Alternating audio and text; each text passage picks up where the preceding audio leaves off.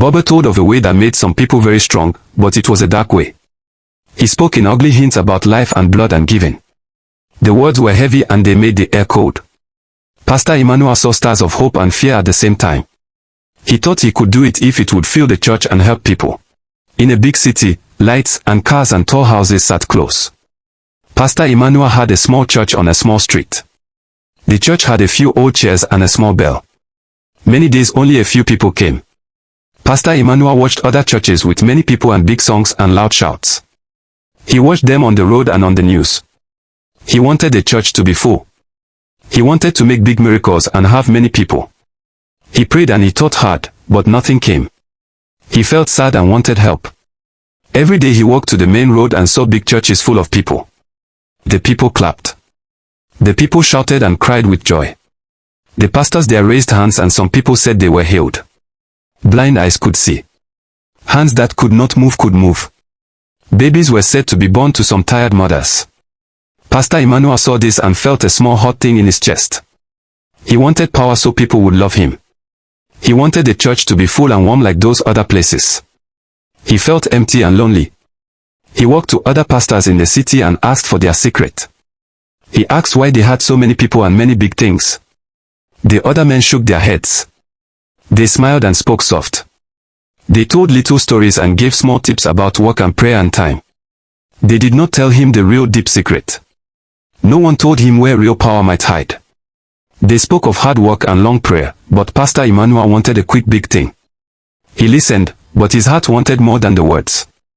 One night at a small shop, an old man told him about a strange man called Baba. The old man said Baba lived in the edge of the city.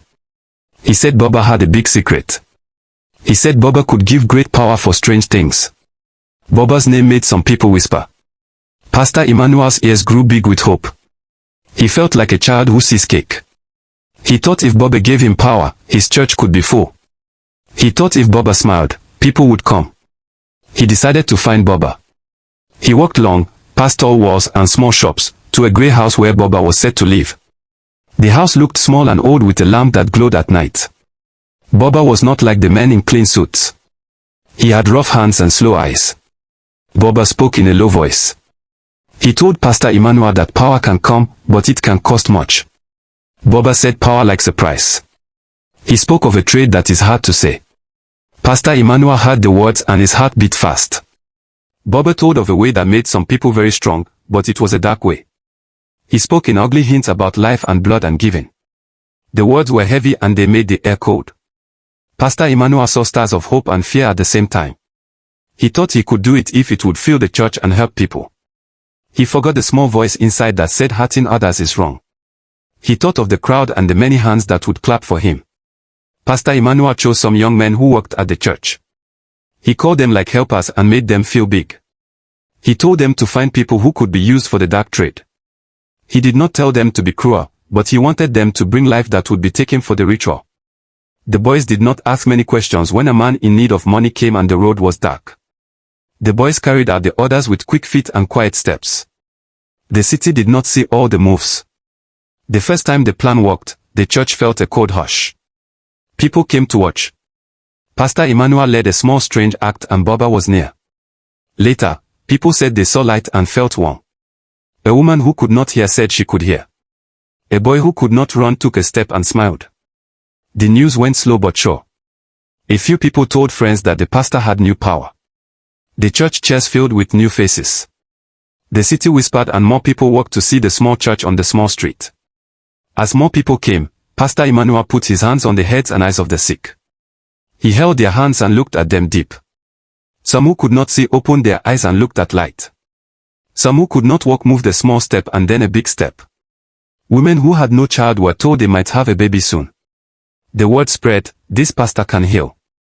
People wrote in small notes and told neighbors. The church grew from a little plant to a tall tree in a short time. The crowd cheered and some praised God. Pastor Emmanuel felt the world turn for him. He walked tall and his coat looked new. People called him a strong man of God. He smiled like the sun. But at night he sat alone and saw the wrong things he had done. He drank little water and did not sleep. He closed his eyes and tried to forget the names of the people who had gone. He felt the heavy price in his chest like a stone. He put his face in his hands and prayed, but his prayer tasted bitter. Pride can grow like a weed in the heart. The boys kept finding people, and more houses had a quiet hole where a person was missing. Families wept and called the police, but the streets were big and full and easy to hide in. The city had many noises, so some felt they had no voice. Mothers looked for their children and could not sleep. The news spread like smoke and made the air heavy. Some people feared to walk alone. The church kept filling with new faces who had loud tongues. The trade was hidden in small shadows, but the herd grew larger. One dark night, the boys took a small girl from a place where the city light was weak. They had not met her before. She wore a small red scarf and she smelled like bread. The boys did not know her name. They did not know she lived in the house with the man who led the small church. The girl was the only child of Pastor Emmanuel. She was his small joy. Later the boys would learn a sad truth: the child for the trade was the pastor's daughter. This truth seared the man's chest like hot fire. Pastor Emmanuel did not know at first that it was his child. He went to the dark place to watch the final act with Baba. He saw a small red scarf on the ground and his heart stopped fast. A memory like a bright arrow hit him. He saw the face he loved in his mind. He bent and the world grew very small. The truth sat heavy on his shoulders. He had gone so far that the thing he wanted would take the thing he loved. Guilt filled his mouth and his chest was tight. He felt a sharp pain and he could not think straight. The street lights looked like stars gone out. He wanted to call for help, but his tongue would not move. He wanted to run to the boys and stop them, but his legs felt like sleep. Baba looked at him with calm eyes and said little. The pastor felt cold and hot at the same time. He had chased power and now the cost was the child he loved. He thought the crowd, the claps, and the new chairs were emptier than air now. Please wait. If you have watched this video to this level, I believe that you are getting some value from it. Please subscribe to this channel, like and comment on this video. Now let's continue. A police officer in a small car saw Pastor Emmanuel's car on a quiet road. The officer thought the car light was broken and he waved it to stop. The pastor's face was pale and his hands shook. The officer asked to see the boot, and the pastor said yes with a voice that was small.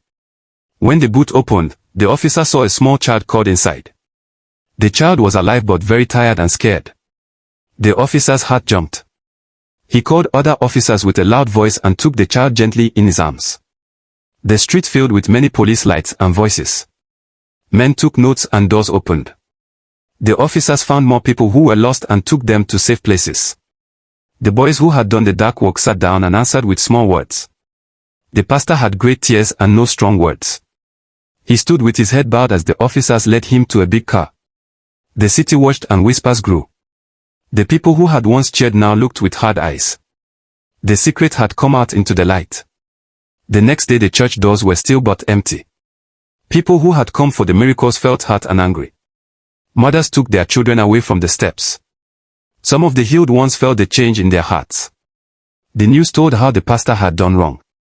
The big crowd that had filled the church drifted away like leaves in the wind. The chairs were quiet and the bells did not ring. The small street had a new code in it. People looked with sad eyes at the place where faith had become a lie. The city spoke of Baba's old house and the strange trade. People said Baba taught them a dark way. Some said he fed the fire of greed. Police looked for Baba in many places.